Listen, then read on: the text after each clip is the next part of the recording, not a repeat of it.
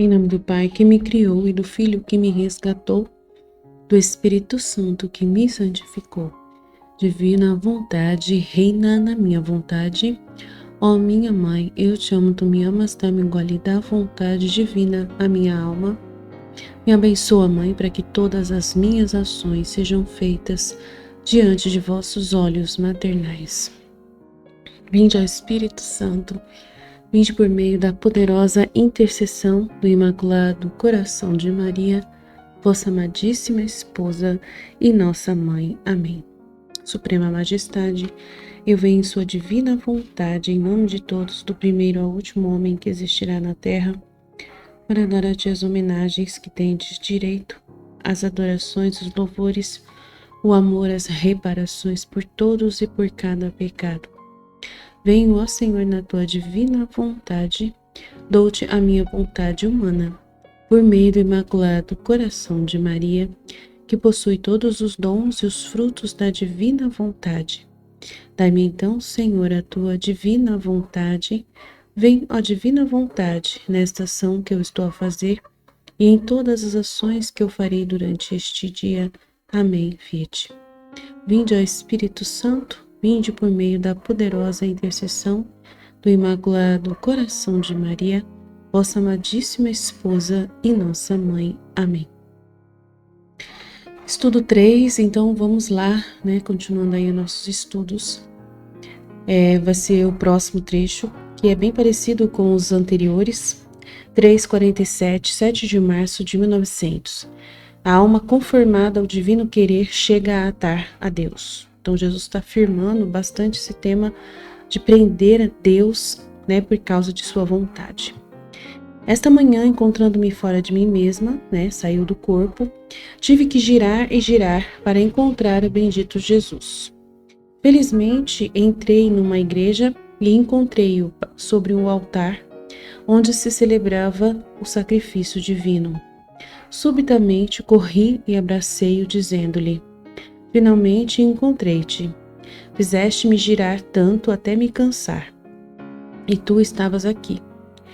E me olhando sério, não com sua habitual benignidade, me disse: esta manhã me sinto muito amargo e sinto toda a necessidade de pôr as mãos nos castigos para desagravar-me.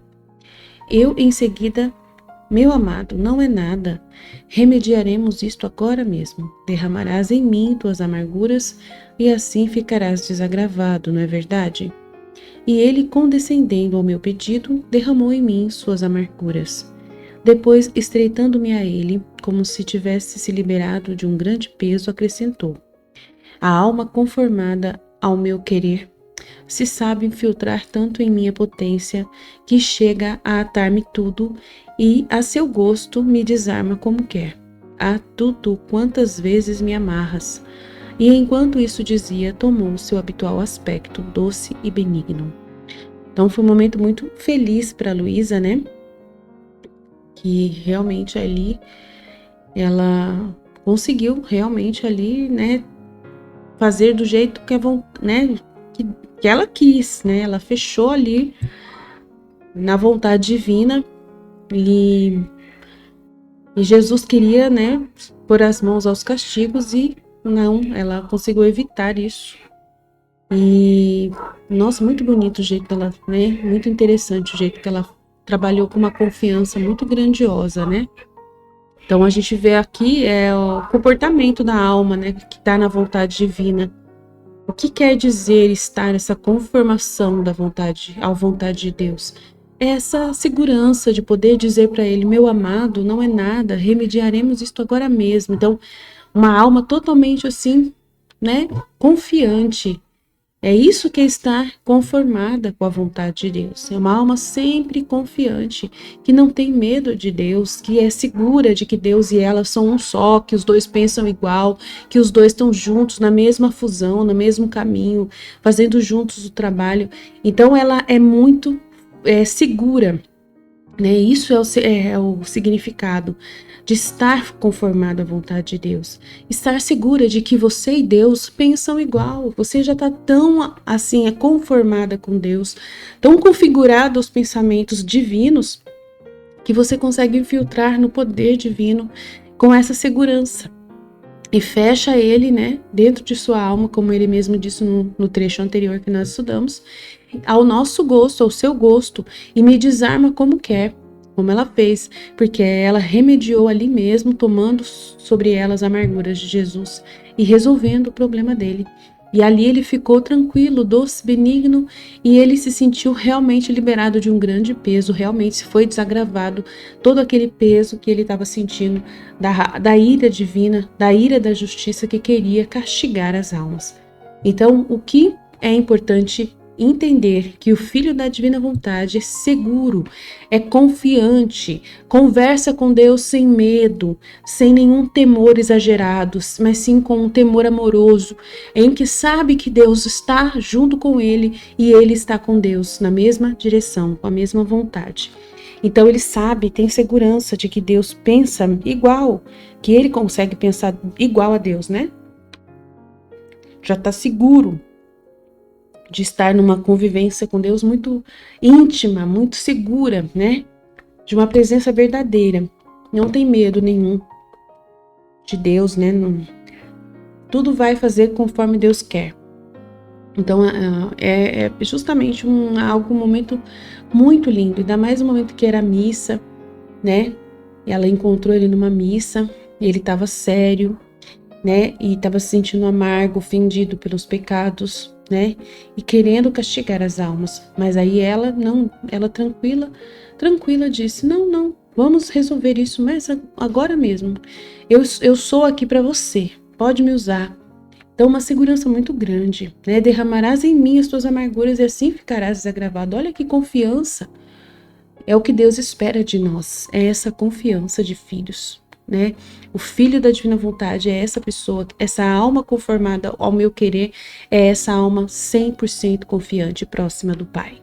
Sem receio nenhum de pedir algo para o Pai, de falar com o Pai, vamos fazer, vamos realizar, é lindo demais, né?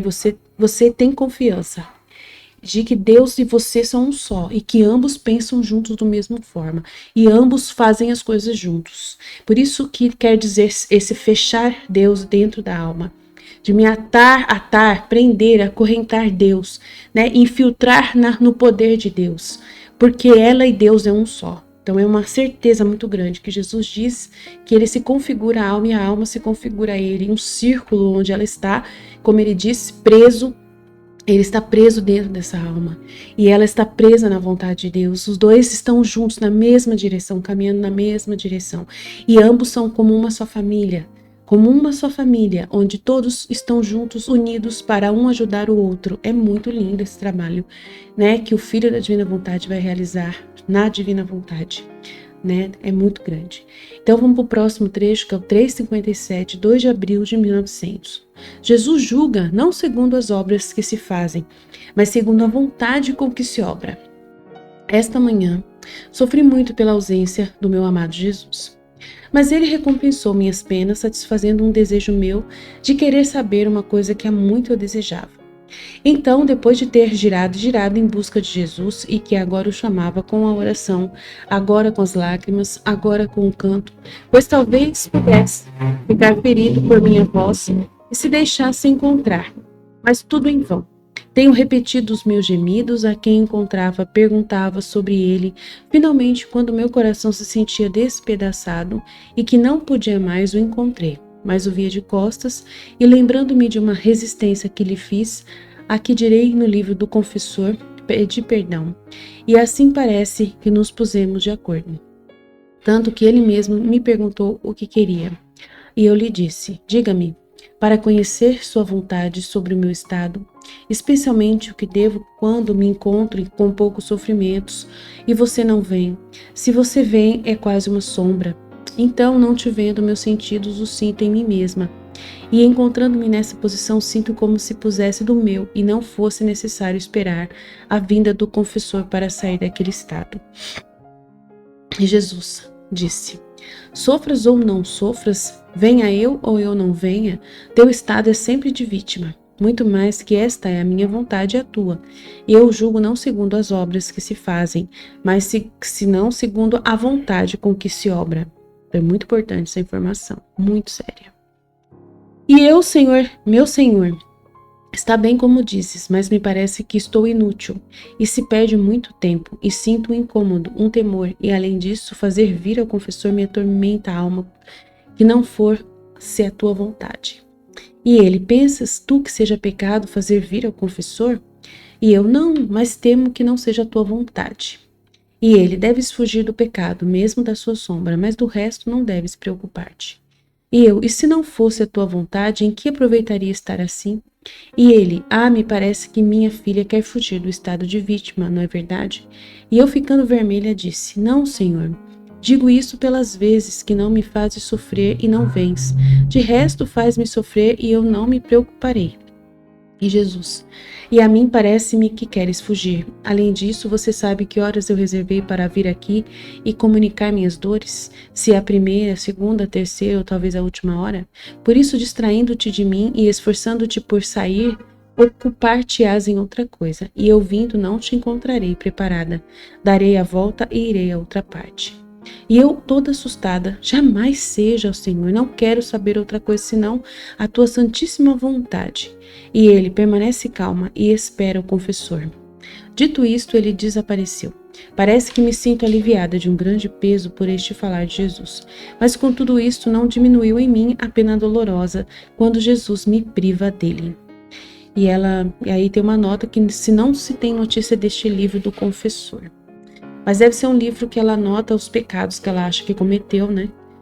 Ela deve anotar tanta coisa que ela tem que anotar os pecadinhos dela. Qualquer pensamento de pecado ou dúvida que ela tenha, eu acho que ela deve fazer essa anotação no caderno à parte, né? Talvez seja isso. Então, Jesus não julga segundo as obras que se fazem, mas segundo a vontade com que se trabalha ali, né? Então ela estava sofrendo muito pela ausência, né? Como sempre. Isso aí vocês vão ouvir. Mas como eu já disse, a gente não dá muita atenção para essa realidade. Só quando Jesus tocar da gente falar o significado desse sofrimento, a gente fala. Mas ele recompensou minhas penas, satisfazendo um desejo meu de querer saber uma coisa que já há muito eu desejava. Aí ela gira, mas esse girar não é o mesmo, né, do girar tem um girar nas obras de Deus, né? Mas esse girar é andar para lá e para cá, tipo assim, procurar Jesus, né? Ela sai do corpo e ela começa a procurar Jesus fora do corpo. E ela chama isso de girar e girar, mas é andar, correr, né? Não é a mesma coisa que os giros da alma. Que tem o giro da alma, que é sobre as obras de Jesus, sobre a obra da criação, as obras que fazem. Então, tem os giros da alma que ela faz, que é esse trabalho de girar, pedindo o reino da divina vontade, olhando para as obras de Deus, né, na criação, na redenção e na santificação. Mas aqui quer dizer outra coisa, né? Ela quer dizer que ela está correndo para lá e para cá, procurando Jesus. Nos 2 trechos ela falou sobre esse girar, que é correr atrás de Jesus, né?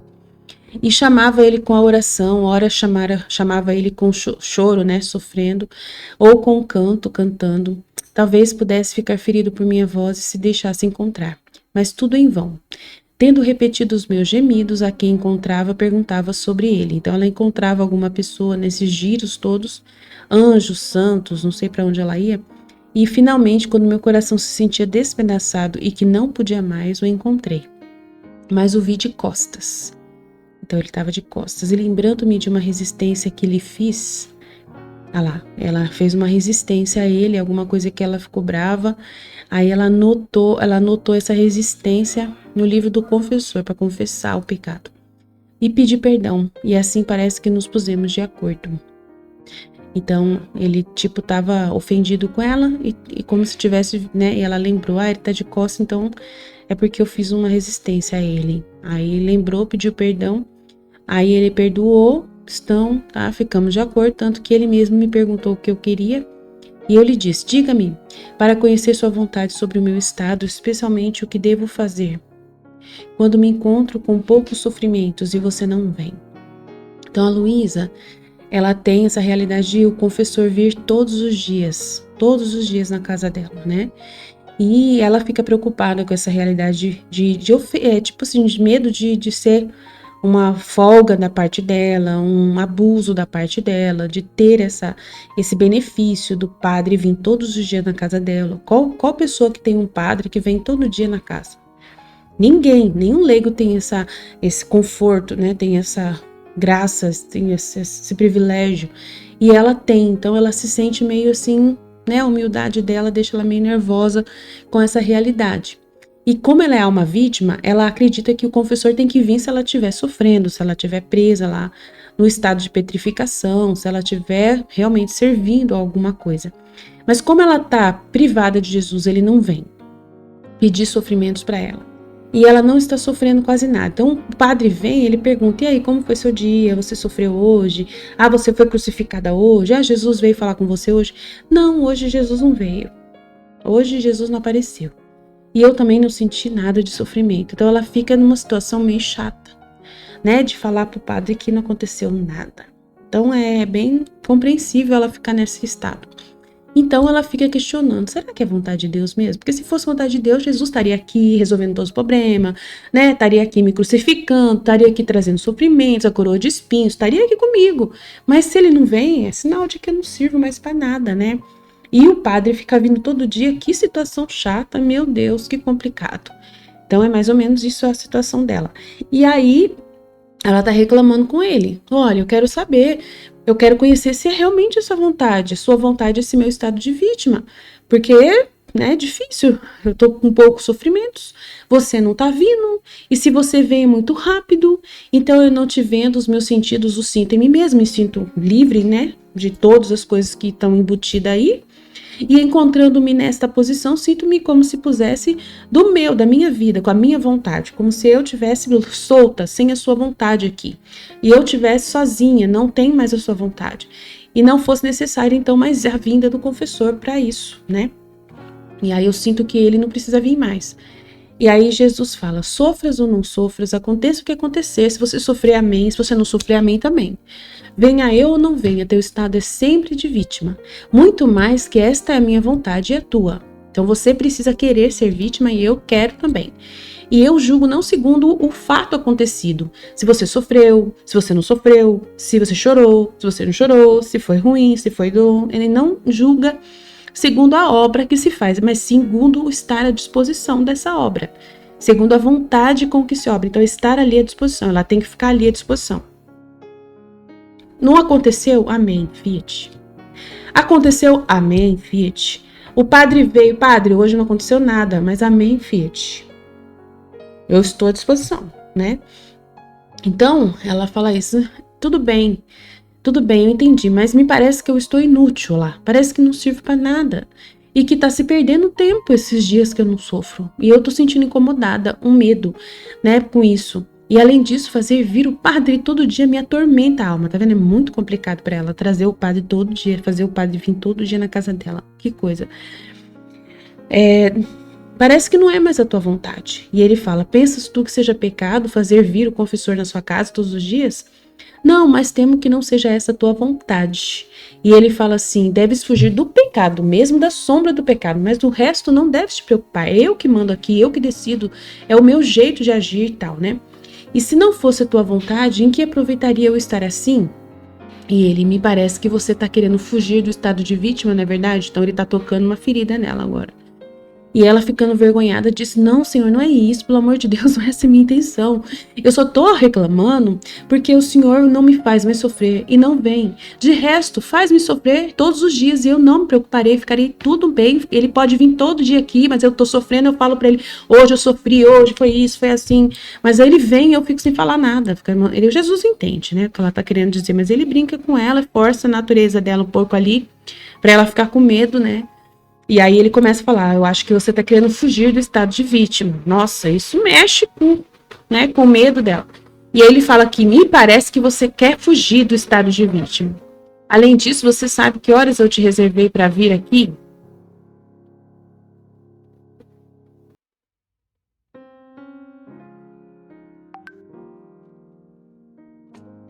Aí essa parte, né? Me parece, então, ele tá falando, né, com ela de uma forma para ela ficar preocupada, né? com essa realidade de ficar questionando, de ficar preocupado. Ele não quer que ela questione nada. Do mesmo jeito que também com a gente, ele não quer que a gente se questione também. Que a gente fique firme no entendimento, né? Então o que eu sinto assim nessa hora que ele fala dessa forma com ela. Ah, mas me parece que você quer fugir. Além disso, você sabe que horas eu reservei para vir aqui e comunicar minhas dores? Se é a primeira, a segunda, a terceira ou talvez a última hora. Então, colocando ali, né, a sua soberania. De que ele que está no controle, não é ela que controla ele. É ele que controla tudo. Por isso, distraindo-te de mim e esforçando-te por sair, né, do seu estado, ocupar-te-ás em outra coisa, e eu vindo não te encontrarei preparada, darei a volta e irei a outra parte. Isso deixou ela muito preocupada, né? Porque se a pessoa, ela não está com a vontade dela na vontade de Deus, ele não vai poder usar dessa pessoa. Não vai poder contar com ela na hora que ele precisar dela. E não vai precisar dela toda hora. Ela tem ali o dever de estar preparada. O dever de estar no posto dela, no estado onde ele a colocou. Então ela tem que estar firme na disposição de estar disponível. Não sair. Isso também é pra gente, serve pra nossa vida também. Se a gente está no nosso dever, fazendo as nossas obrigações, é o estado onde nós devemos estar. É aonde Deus vai atuar com a sua vontade na nossa vida. Se a gente foge porque tá chato, tá muito chato todo dia a mesma coisa. Ah, hoje eu tenho que limpar a casa de novo. Ah, hoje eu tenho que varrer de novo a casa. Nossa, hoje eu tenho que fazer comida de novo pro meu marido. Ah, hoje eu tenho novamente que trabalhar. Nossa, eu tenho que fazer o mesmo serviço que eu fiz ontem. Aí você, né, fica ali questionando se essa é a vontade de Deus. Não fica em paz, né, nessa vontade. É a mesma coisa. Então, o que serve para Luísa, serve para nós. E ele vai dizendo, eu que mando aqui. Eu que decido. A hora que você vai sair de um serviço, na hora que você vai fazer outra coisa, na hora que eu vou te dar uma folga, na hora que eu vou te dar um outro problema para resolver, é eu que decido. Você tem que ficar na sua. Fazendo a sua, né, fazendo essa realidade do dever de cada dia. É eu que decido se eu vou trazer um problema novo para você, se eu vou trazer uma preocupação nova, se você vai ter que ir numa consulta médica, marcar um médico, trazer um problema para você, um sintoma de alguma coisa para você, para marcar um médico. Se eu lembro, né, alguma coisa para mudar a sua rotina, é eu que decido.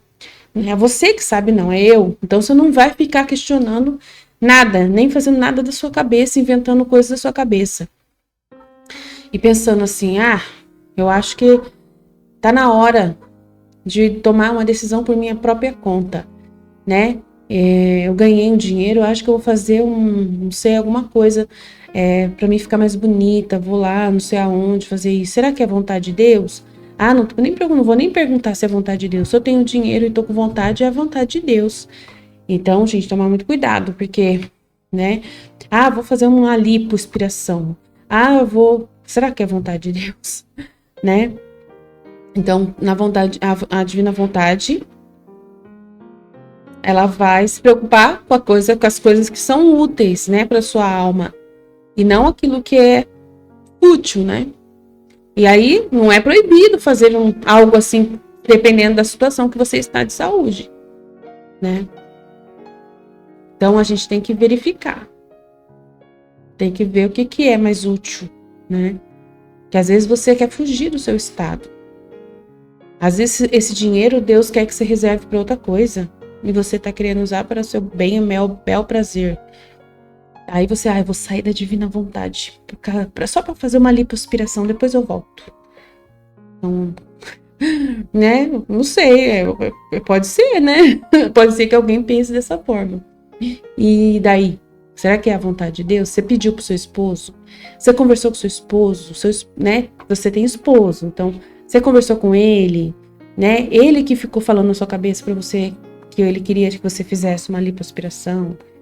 Então, assim, às vezes Deus ele pode até permitir que você faça, mas ele vai mover alguém, vai mover alguma situação que vai que vai trazer ali um convite a você fazer isso, né? Alguém vai te dispor isso, não sei. Vai te incomodar com isso, não sei. Então, às vezes, pode ser dentro da vontade de Deus, né? Mas não ser fora por sua própria vontade, né?